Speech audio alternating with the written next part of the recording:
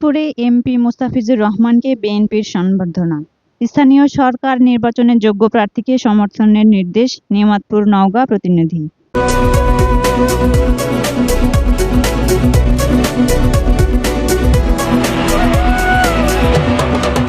নওগাঁ ৪৬-১ পোরশা সাপাহার ও নিয়ামতপুর আসনের সংসদ সদস্য জনাব মোহাম্মদ মোস্তাফিজুর রহমানকে সংবর্ধনা দিয়েছে নিয়ামতপুর উপজেলা বিএনপি অঙ্গ সংগঠনের নেতাকর্মীরা।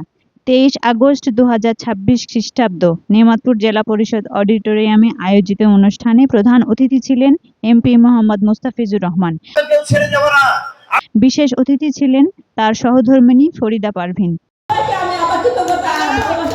সভাপতিত্ব করেন নিয়ামতপুর উপজেলা বিএনপি ভারপ্রাপ্ত সভাপতি ইসাহাক আলী সরকার। অনুষ্ঠানে উপজেলার ৮ ইউনিয়নের বিএনপি ও অঙ্গ সংগঠনের নেতাকর্মীরা উপস্থিত ছিলেন। তারা এমপি মোস্তাফিজুর রহমানকে ফুল ও ক্রেস্ট দিয়ে সম্মাননা জানান।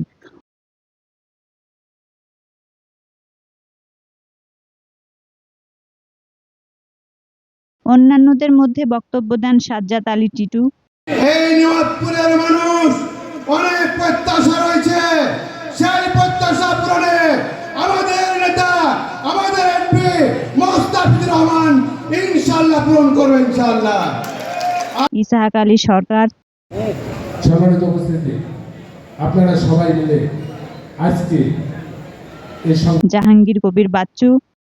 অত্যন্ত ভালোবাসার মানুষ, মাটির মানুষ, যিনি রাত দিন পরিশ্রম করে। হেলাল কাজী। আজকে আমরা সবাই এসেছি জনতার এমপি জনতা মোস্তাফিজুর রহমানের মাধ্যমে রাষ্ট্রপতিকে সংবর্ধনা জানানোর জন্য আমি আমার ইউনিয়ন সকলকে অভিনন্দন জানিয়েছি। জাকির হোসেন। নিয়ামতপুরবাসী প্রমাণ করে দিয়েছি জনতা জনাব মোস্তাফিজুর রহমান আমাদের প্রাণের নেতা, জনগণের নেতা। এত গর্বের মধ্যে আমরা প্রমাণ করি সম্বোধনা দিয়ে সহ স্থানীয় নেতৃবৃন্দ। যে আপনাদেরকে কোনো মানুষ ধরে, কোনো দালাল ধরে ওনার কাছে আসতে হবে না। এই সংবর্ধনা আমার নয়, জনগণের। বক্তব্যে এমপি মোস্তাফিজুর রহমান বলেন, এই সংবর্ধনা আমার নয়, এটি জনগণের। আপনারা যে ভালোবাসা দিয়েছেন তা আপনাদের কাছেই ফিরিয়ে দিলাম। এ সময় তার গলায় পরিয়ে দেওয়া পদক তিনি এক সাধারণ যুবকের গলায় পরিয়ে দিয়ে জনগণের প্রতি ভালোবাসা ও কৃতজ্ঞতা প্রকাশ করেন।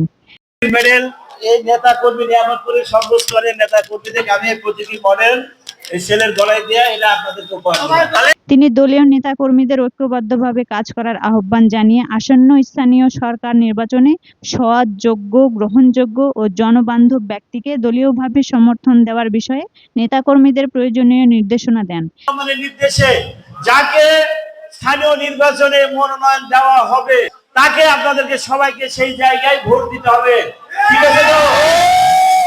কারণ একটা মানুষ সবার পছন্দ হয় না, কিন্তু দলের স্বার্থে, উন্নয়নের স্বার্থে সকল মানুষকে ঐক্যবদ্ধ করে আমরা যাকে মনোনয়ন দিব চেয়ারম্যান পদে, তার জন্য আপনারা সবাই মিলে তাকে ভোট দিয়ে জয়যুক্ত হওয়ার পরে কোন চেয়ারম্যান যদি অন্যায় করে তার জন্য আমি দায়ী নিলাম, আমি আসি। আমরা তারে আমাদের প্রিয় নেতা পরামর্শ প্রয়োজন হয়েছে চেয়ারম্যানকে আমরা বরখাস্ত করে দিব, কিন্তু আপনাদের পাশে থাকলে আপনারা সবাই মিলে তাকে ভোট দিয়ে আপনারা তৈরি করবেন। এই যে আমাদের নিয়ামতপুরের সম্মুখে আমরা হাসি ফোটাতে চাই, ফুটাবো ইনশাআল্লাহ। এবং আমরা আগে বলেছিলাম আদিবাসী সনাতন সবার জন্য আমাদের পাশে চেয়ার থাকবে। আজকে আদিবাসী থেকে আমি আমন্ত্রণ জানাচ্ছিলাম। এছাড়া মাদক ও নেশার বিরুদ্ধে কঠোর অবস্থান ঘোষণা করে কোনো ধরনের সহানুভূতি না দেখানোর কথা বলেন তিনি। যাতে আর এই মাদককে সরাতে হবে, না হলে দেশের উন্নয়নকে আগানো যাবে না। সবাই দয়া করে নিজ নিজ গ্রামে আপনারা ঐক্য করে তুলুন, জনগণকে সাথে নিয়ে মাদকের বিরুদ্ধে প্রতিরোধ করে তুলবেন। আমরা আপনাদের পাশে রয়েছে। ক্ষুদ্র নৃগোষ্ঠী সহ সব ধর্ম বর্ণের মানুষের সম্প্রীতি বজায় রাখা এবং পরিবেশ রক্ষার বৃক্ষরোপণ কর্মসূচি জোরদারের আহ্বান জানান। অনুষ্ঠানে মির্জা ফখরুল ইসলাম আলমগীরকে রাষ্ট্রপতি নির্বাচিত হওয়ার অভিনন্দন জানিয়ে আনন্দ মিছিল করা হয়। একইভাবে রুহুল কবির রিজভীকে দলের ভারপ্রাপ্ত মহাসচিবের দায়িত্ব দেওয়ায় শুভেচ্ছা জানিয়ে আরেকটি আনন্দ মিছিল বের করা হয়। বিশেষ অতিথি ফরিদা পারভিন সংবর্ধনা আয়োজকের জন্য নেতাকর্মীদের ধন্যবাদ জানিয়ে ঐক্যবদ্ধভাবে কাজ করার আহ্বান জানান।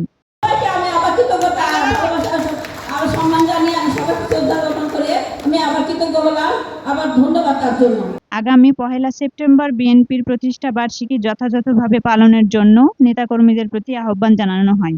1 সেপ্টেম্বর সকাল 10টার সময় সবাই আপনারা মঙ্গলবার দিন পড়বে 1 সেপ্টেম্বর রোজ মঙ্গলবার সকাল 10টার মধ্যে আপনারা নিয়ামতপুরে হাজির হবেন। বিপুল সংখ্যক নেতাকর্মী সাধারণ মানুষের উপস্থিতিতে ফুল ক্রেস্ট ও ভালোবাসায় সিক্ত হয়ে উৎসব মুখর পরিবেশে সংবর্ধনা গ্রহণ করেন সংসদ সদস্য মোহাম্মদ মুস্তাফিজুর রহমান।